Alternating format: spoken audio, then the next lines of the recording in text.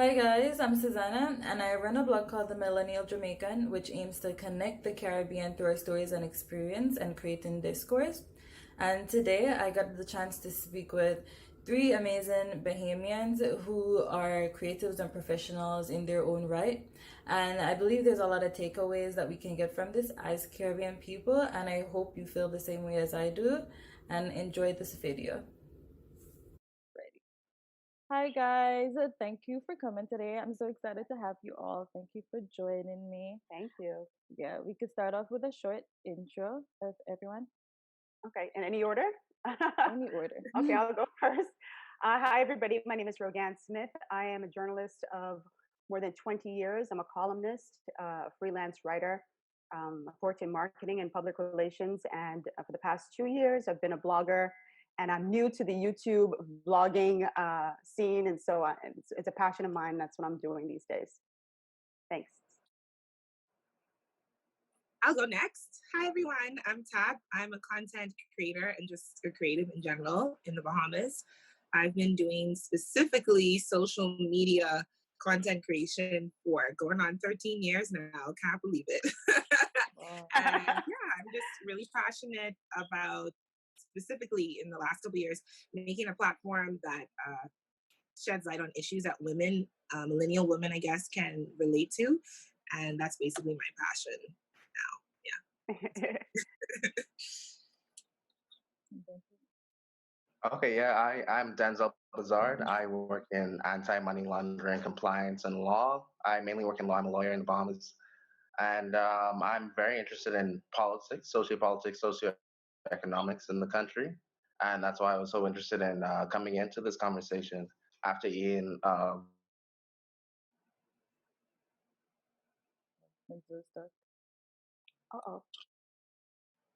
Hello? Say in this country, I feel like it's important for y'all to know that there's a couple of us that are a little bit sensible, at least. That's funny. Okay, so we could jump right into the questions, and whoever wants to go first can start. I'll go first. First of all, I want to thank you for even putting this together and getting the group of people that you have here today. I'm really proud of you for that, and I appreciate it. As far as innovation and development in the Bahamas, I have some pretty unpopular positions. I'm so excited. I feel the same way. Okay, so Bahamians like to criticize their country, but it's kind of in poor taste to criticize your country in mixed company. They don't like when you do it to non-Bahamians. Really? They don't. They do Oh, not well, like when you do that. But too bad, right? Yeah. But what I'm about to say is not really a criticism, but merely, in my opinion, the stating of the facts. The Bahamas is a market economy, and from the middle of the last century, we've been focused on tourism. We have other industries like finance, the financial sector, the financial industry, and agriculture and whatnot, fisheries. But we've been a one-trick pony for a very long time, and that's been the tourism market.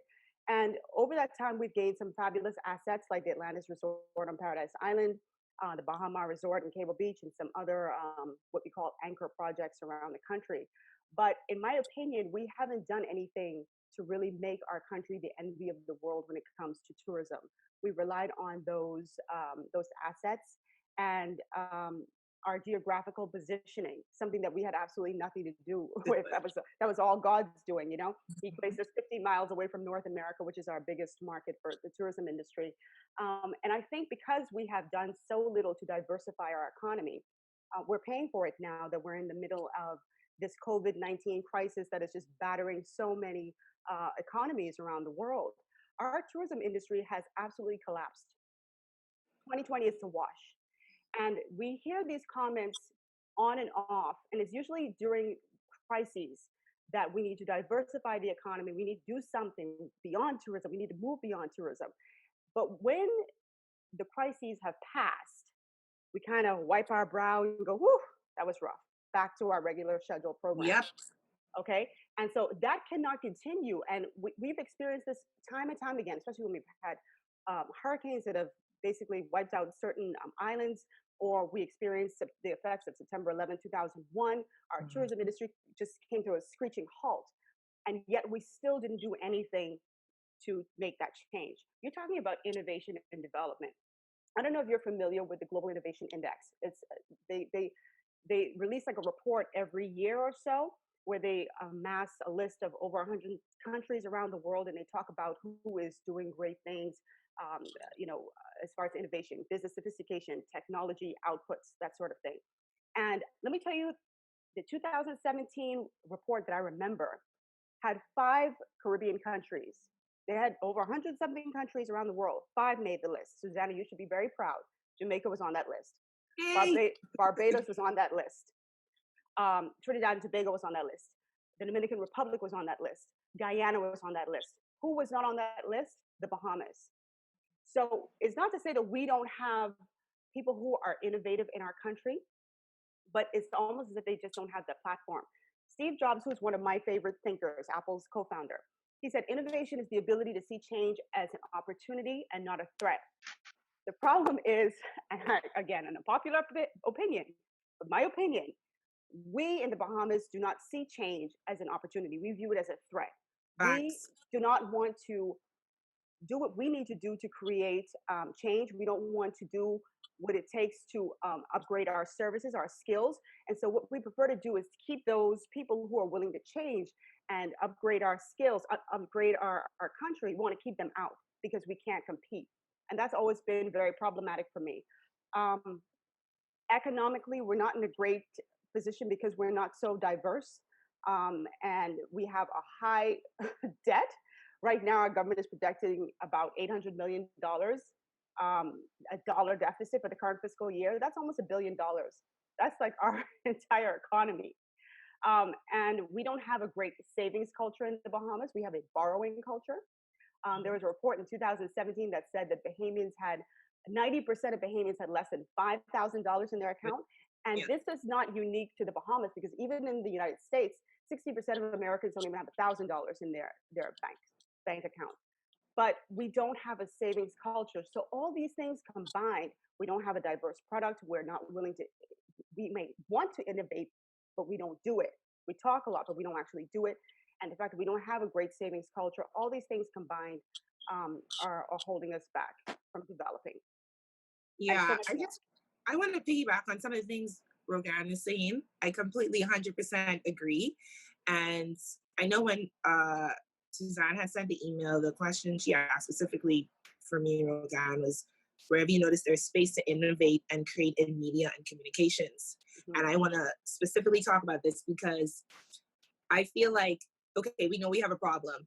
Yeah. The issue, I'd like to say, is multifaceted. It's a lot of variables. We understand that. I think it's really important to get to the root of the issue. One of the things she said is we don't have a savings culture. Another thing, you talk about change, and I'm going to talk a little bit from my experience. When I came back home from New York, I worked at the Ministry of Tourism in the communications department. This is probably, I don't know, let's say 2016, 2017. And one of the biggest problems that I had, and one of the biggest things I observed, and you heard about these things from other people who work for government, but one of the biggest things is that fear of change. It's not that we don't have innovative young people, millennials, Gen Zers, who have fabulous ideas. You know what I mean? We have the people. When I specifically, around that time when I got hired at the Ministry of Tourism, there was kind of this initiative where they kind of handpicked a bunch of us who were at the time, bloggers, vloggers, different news personalities. And all of these people, super qualified, super talented. We would sit around and come up with all these ideas all day. And these ideas would never see the light of day, because at the end of the day, one of the biggest problems in this country is these gatekeepers. And, I'm not an ageist or anything, but a lot of it is the boomers. And some of even the Gen Xers who have been groomed by the boomers, they are very resistant to change. And you even see it. It's the same thing Rogan said. We go through the cycle. We need to diversify, and nothing happens. We have people who have the ideas. We don't need to import the ideas. Now, leaving the Ministry of Tourism, I know. Anyway, I'm gonna keep it raw. I know for a fact, before I got to tourism, the Bahamas, for the longest time, this is public information, was using foreign ad agencies to advertise our product. That's common. I know that since I have left there and since things have changed, I also know for a fact that they're still using foreign ad agencies. And those ad agencies have more say than a lot of the talented Bahamians, because they still have Bahamians there who are very talented in the communications department. A lot of those ad agencies still have a lot of pull, which is why we had the problem the other day when they posted that insensitive Columbus post and people were losing their shit. And it's because you don't have people always in these positions of power making decisions for our country who actually live in this country. Right. You know what I mean? And so we have people who have the ideas, who are innovative. If you're someone who's gotten the opportunity, as I have, and I believe all of us in the chat have gone away to school, worked abroad, you have this kind of aha moment where you realize, damn, we actually more talented, if not just as talented as a lot of these people. And we're not getting the opportunity, and it's because we haven't, this is another variable, we haven't decolonized our mind. Colonialism did a number on us. And I always feel like I'm beating a dead horse when I say it, but it's just because it's a fact. Okay, it's a fact. We have to decolonize our mind. This whole foreign is better mentality where literally, I mean, Jesus. And this pandemic, obviously, this pandemic is really rough. And I'm sad for everyone who's sick and people are losing their life. But this pandemic is a season, I feel like, of exposure. A lot of the issues that we've had are coming to light. I was talking with a friend the other day who works at one of the mega hotels, and people are now stepping forward and saying, you know, these expats or whatever, they come and they work the same job as Bahamians, managers in the hotels. Like, I have personal friends who are managers, and they just come to happen and see people's salaries and see that a manager, a foreigner for a restaurant, is getting paid $1,300 a week, and the Bahamian manager is making like $500-$600. Plus, they're paying for that person's living accommodations and for them to have a little car to scoot around the island. We have to decolonize our minds. It starts with colonialization, which, you know, you're talking about a systemic oppression, which is not something that you can just erase on paper and with policies. Obviously, policies would help, but I just feel like a lot of our leaders and a lot of our decision makers and a lot of the gatekeepers, they haven't decolonized their mind. You know, a lot of these people, they come from the era of like, God save the Queen. You know, they were born under the British flag. And I do feel like that has an effect on your mentality. You're singing to this white lady. You see white people on your money. You see white people as your main source. You know, we saw that guy the other day with the 3 tourist girls who jumped the beach. And he's like, well, you know, they're our income. We see these people, foreigners, it's a mentality as, you know, this is our source. This is our Jesus coming to save us. And our mentality has to change, because I don't think it's a matter of talent, innovation, or ideas. No. Bahamians, absolutely, we're the most talented people in the world. We have very intelligent, qualified people in various, you know, fields. And the honest to God problem is we're not getting opportunities. We're not getting a platform. And it starts with the gatekeepers. Like, that has been what I've observed. And, you know, just to go back to what you're saying about space to innovate and create media, back to the tourism thing, I 100% feel persons like Rogan, persons like myself, persons like the people who are actually there at tourism, Bahamians can be running the ad campaigns. That is my opinion. We have people like, you know, Lovato, Jiggy. You see the type of work that they produce. Quality. It's world-class work that is getting recognized in, you know, film festivals, TIFF, all these stuff. Absolutely. They can shoot our commercials. There's no reason you have to bring in these people. So there's these little pockets for us to be involved in media. We have qualified, talented persons who can be given opportunities in all fields. I mean, even from a social media point of view, I also, because I mean, that's my thing. So that's the main thing I'm gonna talk about. But I feel like all these government agencies should be using local talent, social media management services or ad agencies or influencers to run. Because when you go and look on their pages, some of them ain't posting. I don't know when. And so I feel like you as Bahamians, we have the people to do the job. We're qualified. We just need opportunities. And I just feel it's a matter of decolonizing our minds. And those of us who have the millennials and the Gen Zers who are more progressive, I guess it's up to us to continue speaking up. I mean, it's difficult. I feel it sometimes too. I get really apathetic and I'm just like, what are we supposed to do? But I really feel as though people in these positions of power are not giving enough opportunities. And then I'm getting this kind of fear too, where I feel like a lot of us millennials are adopting the black crab syndrome from the boomer, where we try to like hold each other back. And we need to be very careful that, you know, we do not become the monsters that we are trying to fight. Right. Absolutely. I don't know if Denzel wanted, because I wanted to chime in on what she was saying. Is he there? Yeah, you Okay. can go ahead. Okay. Tap is I want to like put like money in the collection plate right now, because she's so on she's so on point about so many things. You know, you mentioned Lovato Stubbs from Kung Boy Films, an extraordinary filmmaker, amazing fella. I've worked with him on Click ads, and to be honest with you, I was blown away at the quality of work that he produced, to the extent that I thought, I'm sorry that I had this thought, I thought it was a foreign company, because you're sort of taught that when you want a slick ad, something that of that quality, you have to go outside to go and get it. And Tap is absolutely right. We have so many innovative. Tap is an innovator. She's an absolute innovator. And what I've seen is individuals like Tracy have had to basically, it's almost like you have to go out to come in, meaning you have to get that recognition abroad in order to be taken seriously in your own country. And what I've seen is creatives are no longer focusing just on the Bahamian market. I remember years ago when I wanted a talk show on one of the local stations. It's a government-run station. And let me tell you how backwards it was. They said, if you want a radio show on this station, a TV show, pardon me, on this station, you'll have to bring your ads, and then you'll still have to pay us to run your programming on the television. And that's not the way it works. You know, in the States, you come with your content. If it's amazing content, the station itself, the network will find the sponsors. They give you your cut. They do the promotion for your stuff, and you go from there. In the Bahamas, you have to wear multiple hats in order to just to survive. And I think a lot of creatives have decided, you know what, I'm not going to focus so much on this local Bahamian audience anymore. I need to take this globally. And that's why you see Tracy on YouTube. You see Rogan on a YouTube. You see so many other people now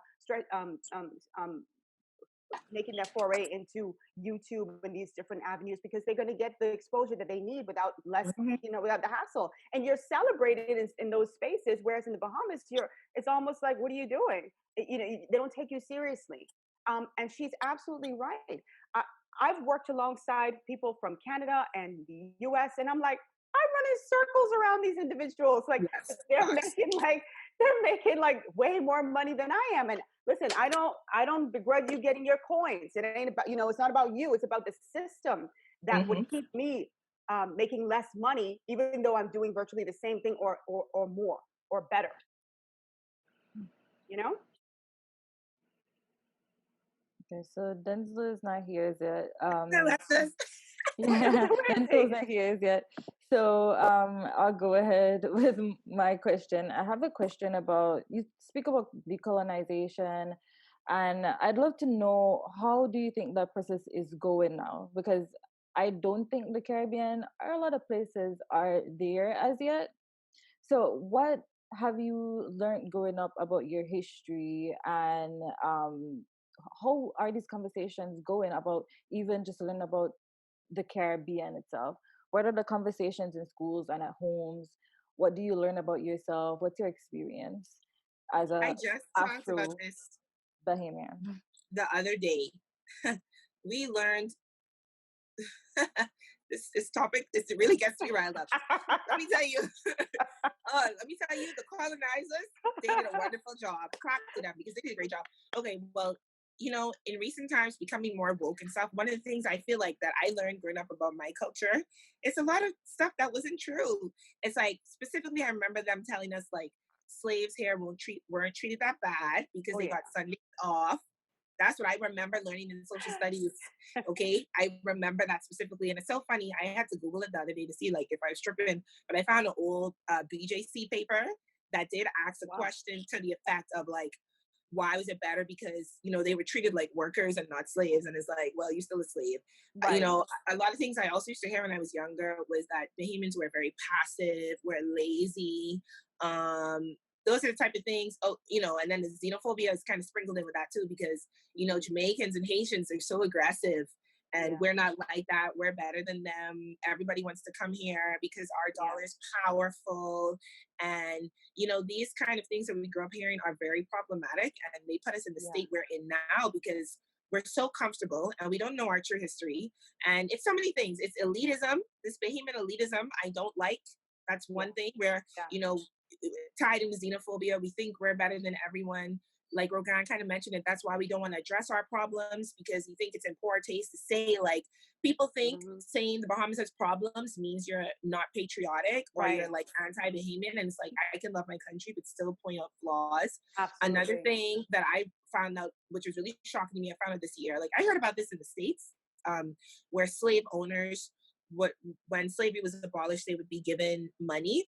And I thought that was just an American thing, but that actually happened in the Bahamas as well, where the crown actually gave out certain amounts of money to Bahamian slave owners. And I think it's important for us to discuss that, because I think along with elitism, a lot of Bahamians, I think Denzel mentioned it earlier, and he can talk more about this, a lot of Bahamians, when it comes to poverty, I don't know if this is a phrase, but we like to poverty shame people. And we have this mentality of like, pull yourself up by the bootstraps. And I'm like, I need for y'all to understand that a lot of these wealthy Bahamians are wealthy because that's generational wealth from colonialism and slavery time.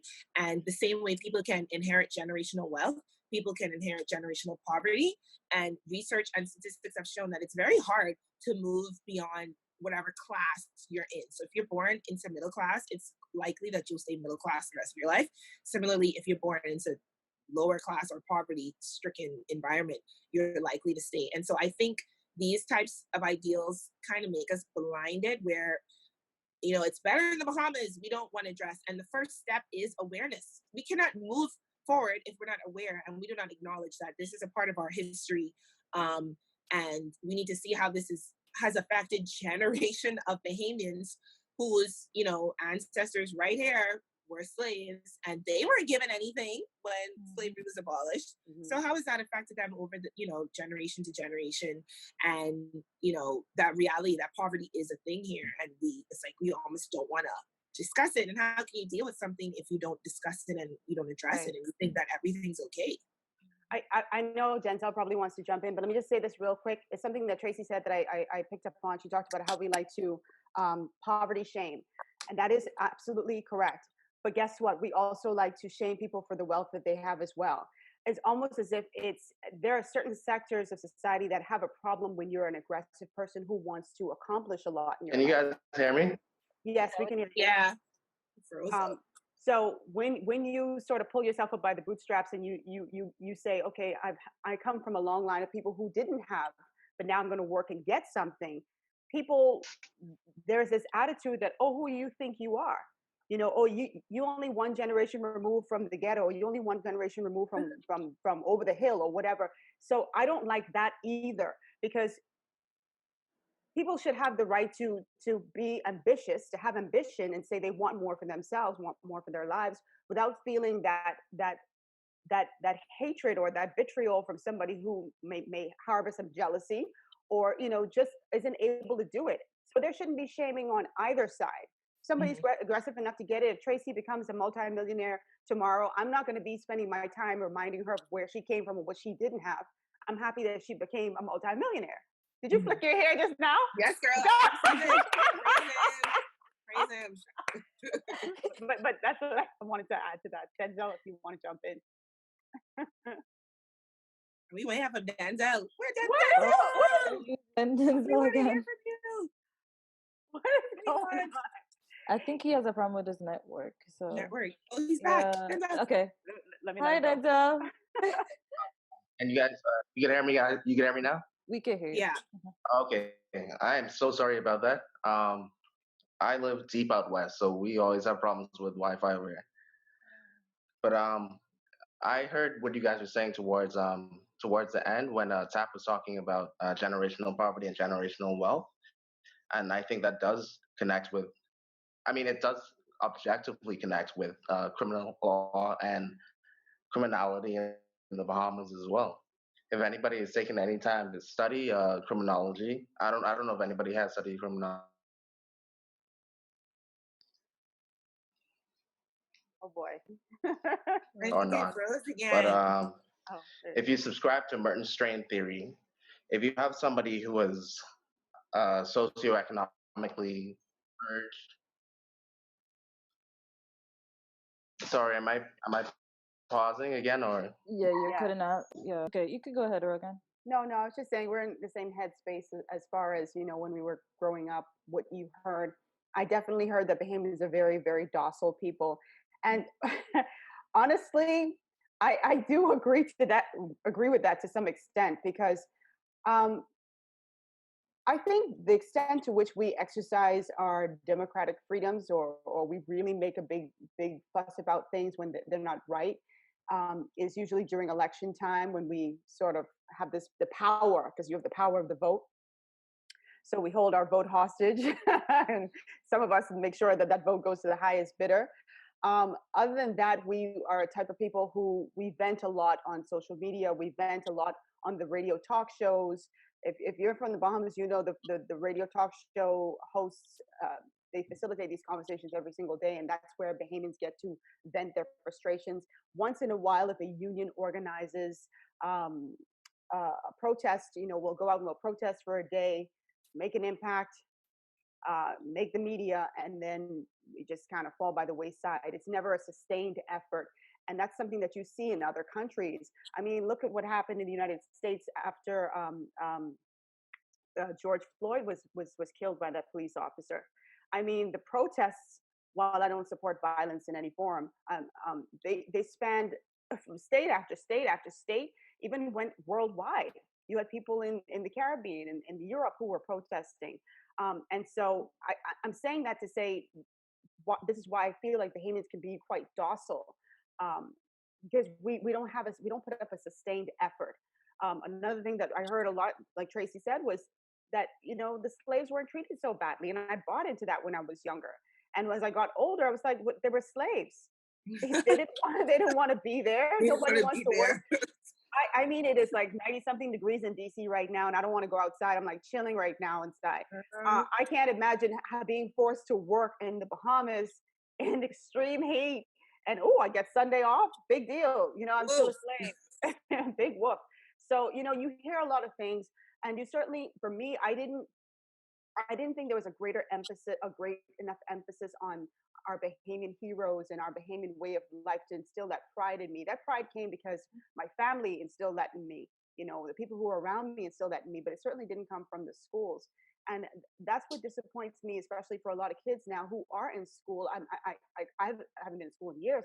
I question what they're learning, because that colonial mindset, you may think it's dying off with an older generation, but old dinosaurs give birth to new dinosaurs, and those dinosaurs give birth to new dinosaurs. And so you could have somebody who's in the 6th grade coming up with that same colonial mindset. So you have to be very careful about that in the school system. So those are some of the things that I grew up with that I didn't quite enjoy. I would like to say I don't agree with the whole Bahamians are docile narrative. If we are docile, it's because we've been created to be this way because of the environment these political freaking, I don't know what to call them, have created. First of all, education is always key. And so you mentioned the education system. The reason why I feel we may be passive with being, what's going on in our country and standing up for our rights is lack of education.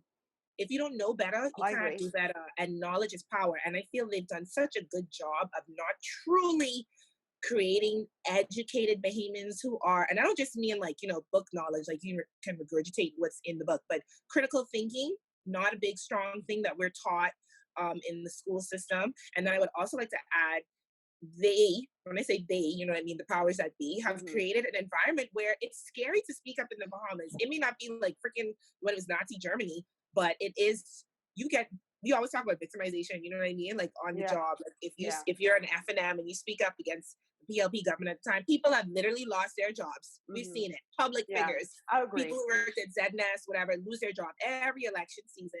And even the other day, remember all around the world, well, America and around the world, they're pulling down statues of colonizers and of, people like Columbus. And there was a Bahamian man who went in front of the statue and made a video saying, Bahamians come out, meet me, pull it down. He was on the government sidewalk and they arrested him. Okay? He didn't actually do it, but they arrested him. And I think that sends a big message to people that if you even try to start some shit around here, if you try to speak up, if you try to say, let's protest and whatever, I mean, there could be consequences for you. And also, everybody talks about this. When we had what movement was that? The one, when people were actually protesting a couple of years ago. Oh Lord, what was it? Oh, In the you mean with the senator? We matter. We march. We march. Yes. A lot of people got involved in that, and that was Bernard one of the Henfield. times we really saw Bahamians were active. But what happened? People would argue he politicized it. He used people as a platform for his own career. I'm not saying that, but I'm just gonna keep it real. And so after that, a lot of people became disappointed and apathetic because it seems like in this country, when you do speak out, you're either being used for someone else's, professional or financial gain, or you could be kind of victimized or made to look like a crazy person, or as we talked about earlier, a person who just isn't patriotic. And you know what? Protesting is the most patriotic Bahamian thing you can do. Look at our forefathers. Look at Sir Lyndon and Milo Butler. If they didn't have the guts and, the cojones and the scruples to throw the mace out the window, right. I'm sure people back in their day thought they were, too aggressive too, or too wild. Like, look at these two Black boys. But sometimes you have to do what you have to do. And I feel like that spirit has been kind of, I guess, lost or suffocated, where we're not like that. And also I would like to add, this is one thing I always say with my friends when we talk about why Bahamians aren't standing up and protesting. We have to remember, it goes back to poverty. If you are in survival mode, if you are one of those Bahamians who, your hierarchy of needs, you right at the bottom level where you worry about food, water, and sex, you cannot think about anything else because you're making $200 a week and you have a kid, you making minimum wage, your mindset is survival. You know what I mean? You're not thinking, you're not paying attention to the news, you're not paying attention to what's going on. You're going to protest, you need to go to work. Because if you don't go to work, or you don't go hustle, or sell your juice or your waters, or do whatever, you're going to lose money. And so I think people need to consider that too. Like, it's very kind of, I guess, insensitive, for lack of a better term. That's not the term I want to use, but insensitive to tell oppressed people, oh, come on with your oppressed self, like, let's fight the oppressors. Like, no, I feel like at a certain degree, like, those of us who are more, I guess, well off or whatever, I don't know, lack of a better term, and those who are in positions of power need to look at themselves and be like, oh, we need to do better. So I think that's a part of it too. But I certainly accept your point. I absolutely accept your point, right? About when people are in survival mode, what their priorities are, right? But there also has to be a mindset that I don't always want to be in survival mode. What am I going to do to change this circumstance? Because you're saying what their basic needs are, and that's what they're focused on. The person who is wealthy or middle class, they don't have the same struggles that the person who is lower on the socioeconomic rung has. So their focus ain't going to be about taking placards and heading to the streets, because they're fine, they're well off. And I think, whether or not we are taught in school what we need to do, I always put a big emphasis on personal responsibility. So even if my teacher didn't teach me what I need to learn, I have to have it within myself. But then again, the conditions have to be right for that. Because if you come from a household that is broken and individuals don't put an emphasis on reading or anything like that, maybe it's a lot tougher, right? But I like people who can rise above circumstances regardless of where they started. And I like to put emphasis on personal responsibility. So my teacher didn't teach me what I needed to learn. I'm going to learn it on my own. That's just me. And I guess we'll have to agree to disagree on the docile thing. But I just feel like Bahamians can have a more powerful voice. I think sometimes we look for a savior. Bernard Henfield with We March Bahamas. Is he still a senator? Movement senator? I can't remember. The FNM senator. He started this We March Bahamas movement. But we always look for this one person to lead us. So, okay, if he decided to go into the political arena, and people who regard him as a sellout for doing that, then somebody else needs to emerge from that. If you really truly believe in the cause, you believe in it enough to go out and protest day after day after day, then you take up the mantle, or you partner with somebody else and you both take up the mantle to keep that movement going forward. Because if we always look for one person to lead the movement, when that person decides, I ain't for this no more, then every movement is going to drop by the wayside, fall by the wayside. It's something you said, I want to put a pin in. You said, you mentioned like the middle class people or the upper class people, they wouldn't want to come out and whatever because they're fine. And it's my personal view that that's a problem. Like, I really agree. believe that the strong are supposed to bear the infirmities of the weak. And I really feel that we cannot put the pressure on poor people. I was saying about poor people. Yeah. I don't feel the onus should be on them. I feel, okay, for instance, like I was telling y'all when I introduced myself, like, you know, a lot of the topics that I've been talking about in the last 1 to 2 years on my platform is stuff to do with women, you know what I mean? Sexual assaults, rape culture, that stuff. And there's elements of that that I have never experienced in my life, you know what I mean? I've never been raped or sexually assaulted in that kind of way, but I have a position where I have a platform and I have a voice and I'm not afraid to speak. So for those people who may be victims of that and may be afraid to speak up, I feel like it's on me. If I have the voice and I have the platform, then why not use my platform? And I feel like those people who are middle class or upper class or whatever, I feel like we do kind of owe it to our fellow Bahamians because it's like we're all in this together. We're a family. I feel like if there's one thing this pandemic showed us, it's like when push come to shove, these other countries, like when they were blocking the ventilators and stuff, I was like, at the end of the day, all we have is us. Like when people lock their borders, when people do whatever, all you have is your own countrymen and countrywomen. So I feel like, are we really fine if all of us aren't fine? And I don't think so. And it makes me really sad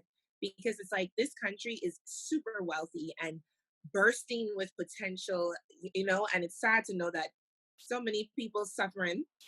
Like I was telling someone the other day, how is it that like we have prime ministers who come from Farm Road and like a lot of these politicians come from over the hill, like back in the day.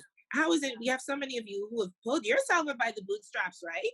And you doing great, but then are you looking back? Are you sending the elevator down? Like some of y'all have the worst looking areas, the worst constituencies, you know?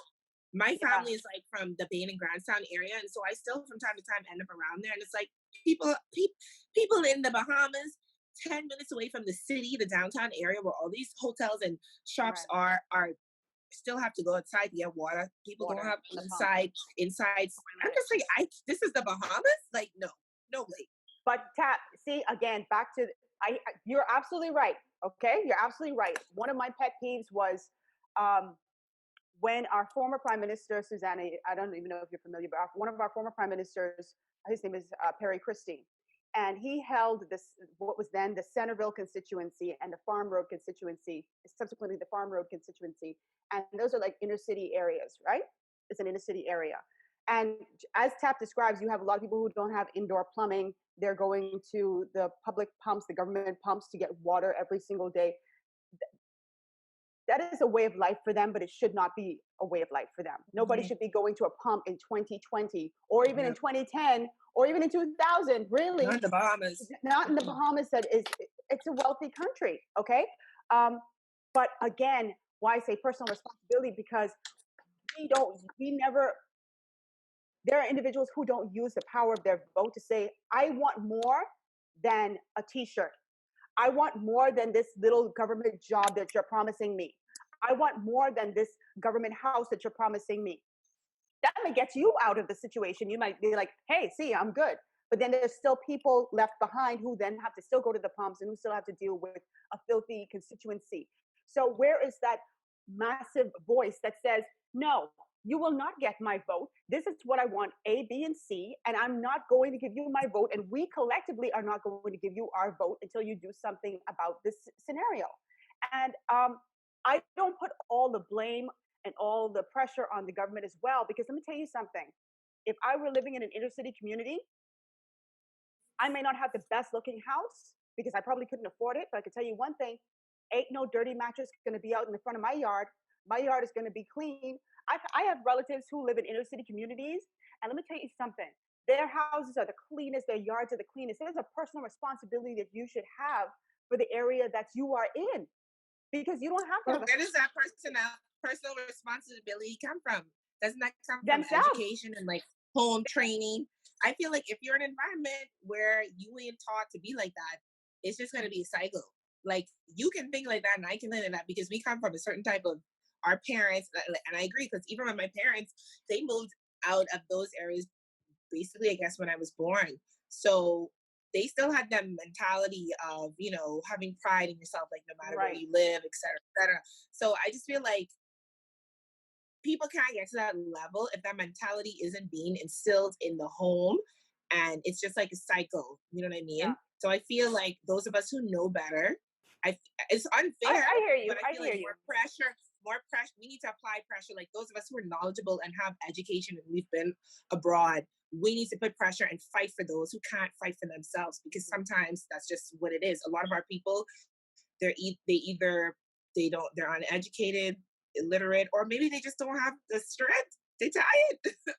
I'm tired. You know what I mean? So I Yeah. feel like those of us who have that voice, and like you and I, we both have platforms, and we have, relationships with affluential people, and we have people who listen to us. Yeah. We need to continue to push it, and also with those people, try to educate them as best as we can on a one-on-one level. Yeah. Did Denzel come back? No, I Because I think he's really wanted gone. to hear I about me the. too. I want to say I about the really want to. criminology part, because Rogan, well, you worked in news, so you have a lot of information in your brain. Mhm. I wanted to know, because I saw you see what's going on with Black Lives Matter and George Mhm. Floyd, and they're calling Mhm. for defunding of the police. Mhm. And I was watching a video that's showing different countries in the world that basically have these teams now that they call to the scenes of incidents. It's not a police officer; it'll be like someone who deals with crisis management or mental health, and a nurse. And I've seen all these things about defunding the police and prison reform, and I kind of wanted to hear Denzel's view on that, because Yeah. I had remembered that when I went to New Orleans in like 2016 or 2017, I was a part of this program with the U.S. Embassy, IVLP, and they was taking us around tours, places. And one of the places they took us, because they were showing the power of creative media, creative arts, culinary Right. arts in building and shaping communities, and how that can really help. And I'll never forget, we went to this nice fancy restaurant in New Orleans, and the whole staff was ex-cons. I was gonna say. Yeah. Which I It think was is amazing. amazing. Which I think is amazing. And I think it's amazing because a lot of times, I think when we're talking about incarceration, it's like, you know, you certainly want people to atone for their sins, for their transgressions, their crimes. They want to pay for their crime. But once they've done that, right, society can be quite unforgiving, because we remember, it doesn't matter, you shot that person. Yes, you've paid your debt to society, but we still remember that, right? But the cycle will continue where that person will turn to a life of crime if there's no Right. opportunity. There's no opportunities. And so a restaurant like that, I absolutely praise for doing that. And I wish and I pray that the Bahamas gets to that point where there's some progressive employer who says, you know what, I'm going to give these individuals a second chance. Not just individuals who had a life of crime, but maybe people who have been on drugs. Because everybody deserves the opportunity to be able to earn a living and provide for themselves. It does something beyond just being able to buy things and pay bills. It does something for the human psyche, for them mentally, to be able to say, I'm back inside of the society. I've been welcomed back in some way, shape, or form. And so I like the fact that that restaurant did that, and I hope that that that carries on in other countries, especially in the Bahamas, because our Yeah. young men and women do need the opportunity to be able to provide for themselves once again. Yeah. And I think it's connected because, now crime is an issue in Nassau. And like you said, I feel like Fox Hill is turning into a revolving door. And I don't know the Yeah. statistics, and I would like if someone could provide it on, like, are the majority of people who are locked up there, are they like murderers, or is it just people who have drug Like petty offenses crimes. or petty crimes? Because this all the facts that we're talking about a country moving forward and Right. progressing, and I have the inclination to feel that the majority of people there are probably not like these mass murderers. They're people who probably were involved in drugs, and we know that's an Right. issue because marijuana now they're talking about legalizing it, and a lot of people who in there for that, Right. and then like petty crimes, and so we need to look at how this affects us moving forward as a country. If we have more and more people coming out and can't find work, and they're going to turn to crime, and then in a pandemic it's even worse. Hmm. Yeah. Like, I remember doing a story years ago, and I can't remember the figure, but I remember it was high about the recidivism rate for individuals who are coming out of Fox Hill. And it was because a lot of these fellas, and the majority of which are males inside of Her Majesty's Prison, or the Department of Corrections. I know the name, they changed the name. They go back to a life of crime because they simply don't have an opportunity. it's easy for the three of us when we're filling out an application form and they say, if you committed any crime in the Bahamas, you committed any crime in the United Yeah. States, you committed a crime in Jamaica. Nope. And we Nope. don't think about it. But you can imagine the terror, the absolute panic that question poses to somebody who has a record, a police record, and they just know if I tick yes, or when I tick yes, sometimes they just give up and say, I'm not even going to look because I know they're going to want my police record. And what's the point? What's the point? But we do need to we have to go beyond just the incarceration portion of it, and we need to look into real rehabilitation. It's not Yes. just rehabilitation because you change the name from Her Majesty's Prison to, a corrections and rehabilitation center. You don't rehabilitate people just by changing the name of the institution. You have to actually put measures in place to actually rehabilitate people. And then you have to incentivize companies. I think the government could start in that respect. Incentivize companies who do give second chances to individuals. Of course, it will depend on the crime that's committed. Right. Because if you have a restaurant that caters to kids, you certainly don't want to have a pedophile around the kids, Yeah. right? Yeah. But incentivize these employers to bring people back into the fold, especially if it's for petty crimes, like you say, like marijuana possession. Yeah. You get caught. That's just silly, to be honest with you. I'm not even a smoker, but damn it, I know that getting locked up for a little small amount of joint, that's It's not even, ridiculous. that's just, it's ridiculous, Yeah. And this is a part of, when you talk about innovation, this is a part of it. And I also feel like when you talk about the policy aspects, I feel like you don't need to reinvent the wheel. We can see how Right. these programs have worked in other countries and apply it to the Bahamas. And from someone who works in creative media arts, I feel like that is an opportunity to involve the artists of your country. When you look at criminal reform, like that same trip, we found out how art therapy was actually helping a lot of criminals. They literally bring in artists from that town to do paintings, to do music, and this is a way where you can actually help to rehabilitate people and then provide jobs for artists. The government Right. will pay these artists to come in and teach people how to do pottery or painting or whatever rehabilitative options they have. And these are innovative things we can do to help our community, but also provide income for the community. That's like how I feel Right. about it. Right. Yeah, absolutely. Absolutely agree. So I love how you guys covered for Denzel. in our own way. Yeah, in our own way. So I felt like a lot of what we talked about could have been copied and pasted and you just put Jamaica instead of Bahamas, because Really? we have such similar issues around the Caribbean, and even the parts about how we're not motivated enough, or kind of docile in a way where we don't go out and speak up enough or have a united front when it comes to issues that are for our country. Because I feel They like have that in Jamaica? Jamaica, that's how Yeah, this girl. we have small protests, like maybe if something happens in a particular community, then you see that particular community come and they might protest and block the roads, and that's it, and they go back home. But then when this whole George Floyd thing happened, I saw Jamaicans go on the street with George Floyd on their shirt and on posters and protested against police brutality for America, but not for us. I feel like we don't go out enough, and I've seen maybe one other protest in recent times that was big, and that was for gender-based violence. But I feel like that's something that we should speak up against more regularly. So I feel like we have such similar issues, and if we actually came together and had these discussions more, we could see how these issues intertwine and actually help each other out in a lot of ways. We need to help each other. That's the big thing. We're not doing that, and that's a big problem. And like I said, this pandemic highlighted that. Like I said, when the U.S. blocked their ventilators, and they did it to Barbados as well, we need to take a look at that. A lot of times we look into these bigger countries for validation or for help, but when the rubber meets the road, they're going to look out for their people. And as a Caribbean country, we have so much in common with each other, and I think we need to look at inter-island trade. That's one thing that people have been talking about for a long time. It hasn't happened.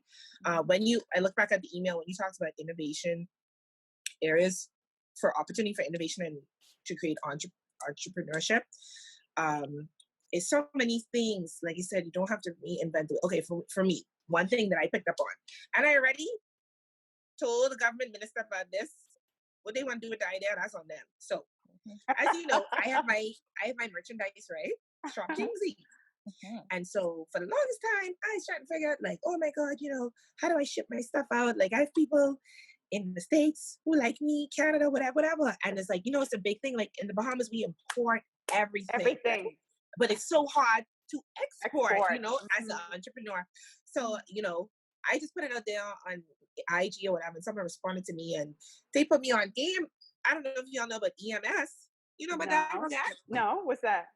Jamaica has it as well, sweetie. Now I don't know if it's in Jamaica, but it's express mail service, and it is under the post office of the Bahamas. In Jamaica, I don't know what it would be under, but in Bahamas, it's under. Basically, long story short, I can ship my items, sweetie. If regarding you want a T-shirt, I can ship you a T-shirt, whatever. They have flat rates. Oh, okay. Really? Yes, and it's under the post office. And so when I realized this, right, I said, hold on. Right now, we're in a pandemic. What I've loved is that, we talk about a lot of things that are bad in the country, but let me give my people some credit. People have been hustling, and I love to see it. People have been doing, like, their food, selling food on WhatsApp, people doing all kinds of crafts. Even the masks. And people doing it, and that's cool. And I'm like, listen, we have a lot of people in this country who are good with their hands and have products. Yeah. And this market is only so big. You know what I mean? And we should be exporting our things. EMS is a way to do that. What they actually do is they don't charter planes. They use commercial flights. This is information based on me talking to them. They use, so like, if I'm sending something to Canada, they'll like send it on Air Canada. But it's like a flat rate. And you can send your stuff abroad. And so I was like, and this that's actually brilliant. I never knew of that. It's brilliant. And I'm like, I love my country. And I realized, one, they're not advertising this. Because did you have it? Because I didn't. No, I only know emergency medical services. That's the only EMS I know about. They're advertising it for whatever reason. They don't have a social media. And I hit up someone and I was like, listen, I called them and I was like, who is this under? And they're like, post office. I'm like, who runs the post office? Like, what minister? Because I don't pay attention to them things. And he was like, so-and-so. So when I hit up someone else and I was like, I need to hear from so-and-so. And I told him, I'm like, listen here. This is an opportunity for Bahamians. If Rogan wants to sell head wraps, I know my nail tech was doing, press-ons. There's lots of things that can actually be a way for us to export things and to generate some, at least for small business and entrepreneurs. But again, what you don't know will kill you. Yeah. A lot of people don't know for whatever reason. But I hate the fact that you have to be put up. See, this is my issue. You have to be put up on game in order to know what's going on. This is the information that should be readily available to anybody who is interested.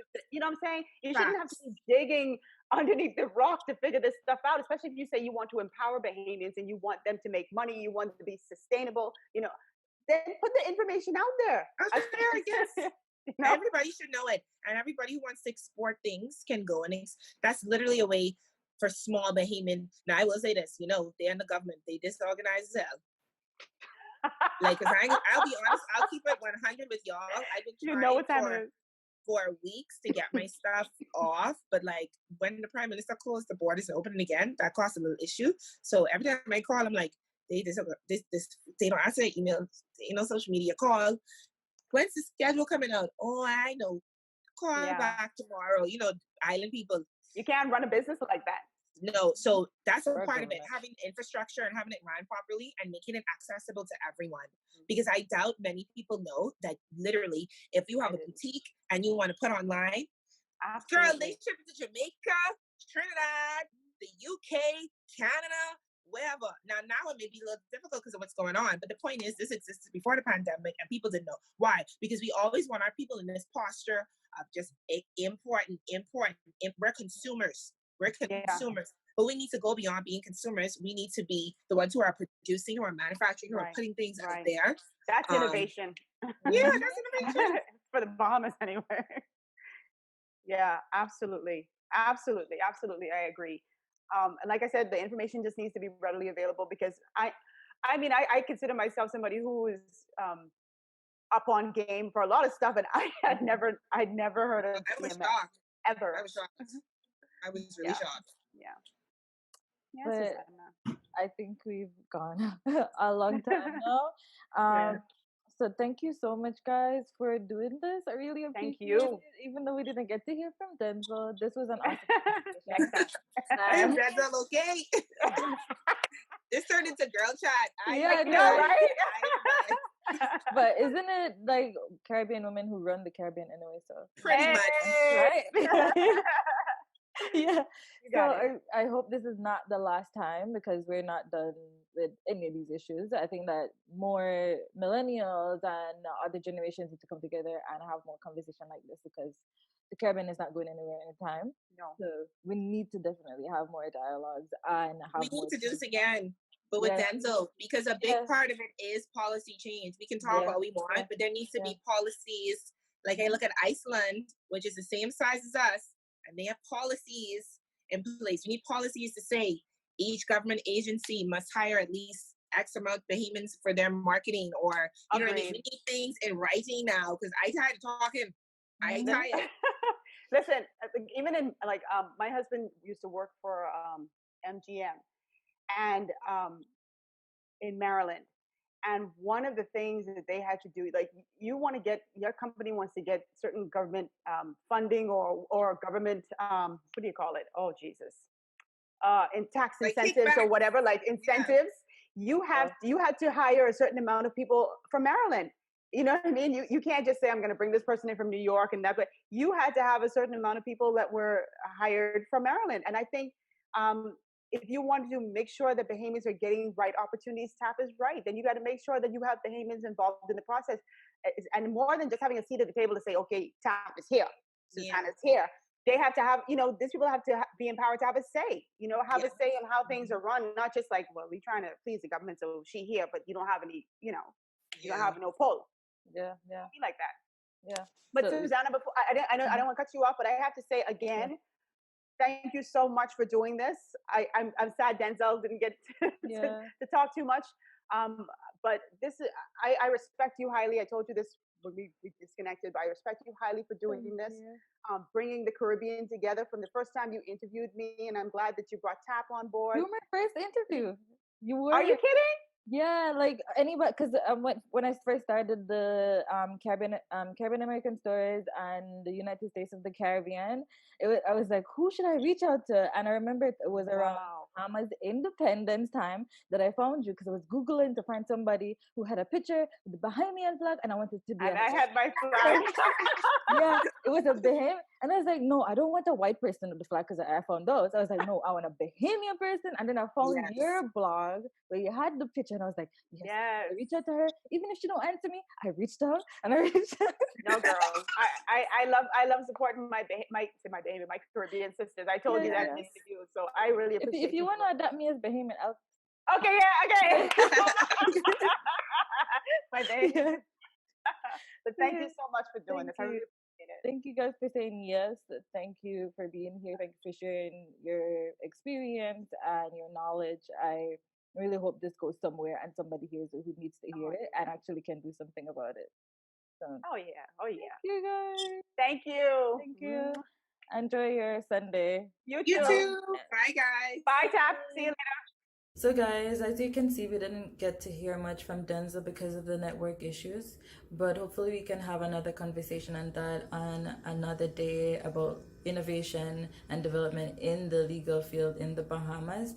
But I also felt like we had such a great conversation. We covered so many areas that were completely necessary in today on the 47th year of independence for the Bahamas with TAP and Rogan.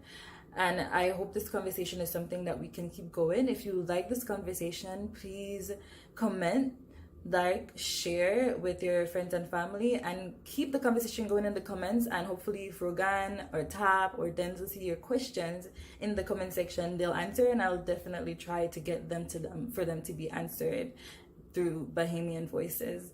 Have a great day. Thank you.